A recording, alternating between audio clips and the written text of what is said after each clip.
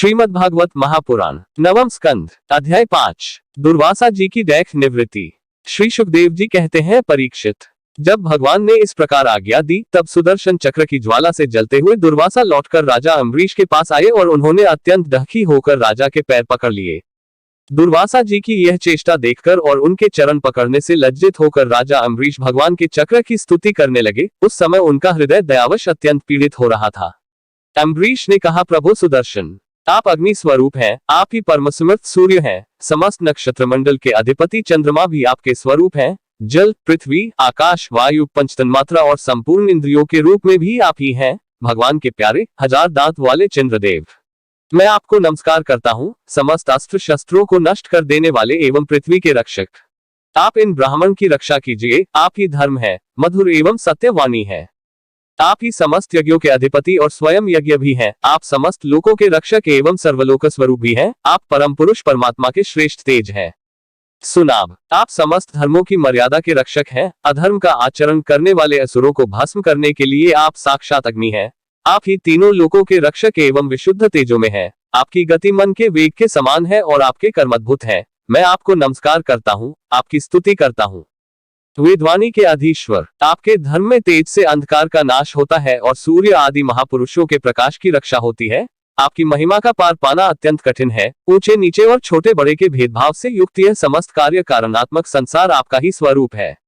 सुदर्शन चक्र, आप पर कोई विजय नहीं प्राप्त कर सकता। जिस समय निरंजन भगवान आपको चलाते हैं और आप दैत्य एवं दानवों की सेना में प्रवेश करते हैं, उस समय युद्ध भूमि में उनकी भुजा, उदर, जंघा, चरण और गर्दन आदि निरंतर काटते हुए आप अत्यंत शोभायमान होते हैं। विश्व के रक्षक, आप रणभूमि में सबका प्रहार सह लेते हैं। आपका कोई कुछ नहीं बिगाड़ सकता। गदाधारी भगवान ने दुष्टों के नाश के लिए ही आपको नियुक्त किया है। आप कृपा करके हमारे कुल के भाग्योदय के लिए दुर्वासा जी का कल्याण कीजिए। हमारे ऊपर यह आपका महान अनुग्रह होगा। यदि मैंने कुछ भी दान किया हो, यज्ञ किया हो अथवा अपने धर्म का पालन किया हो, यदि हमारे वंश के लोग ब्राह्मणों को ही अपना आराध्य देव समझते रहे हो, तो दुर्वासा जी की जलन मिट जाए। भगवान समस्त गुणों के एकमात्र आश्रय हैं। यदि मैंने समस्त प्राणियों के आत्मा के रूप में उन्हें देखा हो और वे मुझ पर प्रसन्न हो, तो दुर्वासा जी के हृदय की सारी जलन मिट जाए। श्री सुखदेव जी कहते हैं, जब राजा अम्बरीश ने दुर्वासा जी को सब ओर से जलाने वाले भगवान के सुदर्शन चक्र की इस प्रकार स्तुति की, तब उनकी प्रार्थना से चक्र शांत हो गया। जब दुर्वासा चक्र की आग से मुक्त हो गए और उनका चित्त स्वस्थ हो गया, तब वे राजा अम्बरीश को अनेकानेक उत्तम आशीर्वाद देते हुए उनकी प्रशंसा करने लगे। दुर्वासा जी ने कहा, धन्य है, आज मैंने भगवान के प्रेमी भक्तों का महत्व देखा। राजन, मैंने आपका अपराध किया, फिर भी आप मेरे लिए मंगल कामना ही कर रहे हैं। जिन्होंने भक्तवत्सल भगवान श्रीहरि के चरण कमलों को दृढ़ प्रेम भाव से पकड़ लिया है, उन साधु पुरुषों के लिए कौन सा कार्य कठिन है। जिनका हृदय उदार है, वे महात्मा भला किस वस्तु का परित्याग नहीं कर सकते। जिनके मंगलमय नामों के श्रवण मात्र से जीव निर्मल हो जाता है, उन्हीं तीर्थपाद भगवान के चरण कमलों के जो दास हैं, उनके लिए कौन सा कर्तव्य शेष रह जाता है। महाराज अम्बरीश, आपका हृदय करुणाभाव से परिपूर्ण है। आपने मेरे ऊपर महान अनुग्रह किया। अहो, आपने मेरे अपराध को भुलाकर मेरे प्राणों की रक्षा की है। परीक्षित, जब से दुर्वासा जी भागे थे, तब से अब तक राजा अम्बरीश ने भोजन नहीं किया था। वे उनके लौटने की बात देख रहे थे। अब उन्होंने दुर्वासा जी के चरण पकड़ लिए और उन्हें प्रसन्न करके विधिपूर्वक भोजन कराया।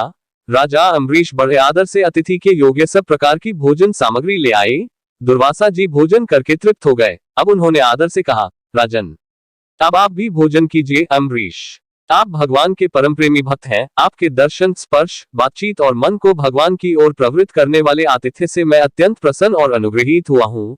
स्वर्ग की देवांगनाएं बार बार आपके इस उल्लवल चरित्र का गान करेगी। यह पृथ्वी भी आपकी परम पुण्यमय कीर्ति का संकीर्तन करती रहेगी।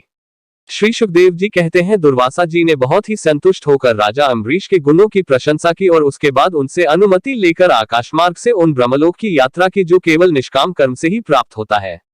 परीक्षित, जब सुदर्शन चक्र से भयभीत होकर दुर्वासा जी भागे थे, तब से लेकर उनके लौटने तक 1 वर्ष का समय बीत गया। इतने दिनों तक राजा अम्बरीश उनके दर्शन की आकांक्षा में केवल जल पीकर ही रहे।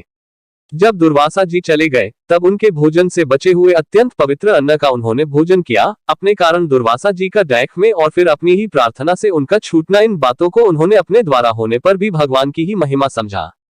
राजा अम्बरीश में ऐसे ऐसे अनेकों गुण थे, अपने समस्त कर्मों के द्वारा वे परब्रह्म परमात्मा श्री भगवान के भक्ति भाव की अभिवृद्धि करते रहते थे। उस भक्ति के प्रभाव से उन्होंने ब्रह्मलोक तक के समस्त भोगों को नरक के समान समझा। तदनंतर राजा अम्बरीश अपने ही समान भक्त पुत्रों पर राज्य का भार छोड़ दिया और स्वयं वे वन में चले गए। वहां वे बड़ी धीरता के साथ आत्मस्वरूप भगवान में अपना मन लगाकर गुणों के प्रवाह रूप संसार से मुक्त हो गए। परीक्षित, महाराज अम्बरीश का यह परम पवित्र आख्यान है, जो इसका संकीर्तन और स्मरण करता है वह भगवान का भक्त हो जाता है।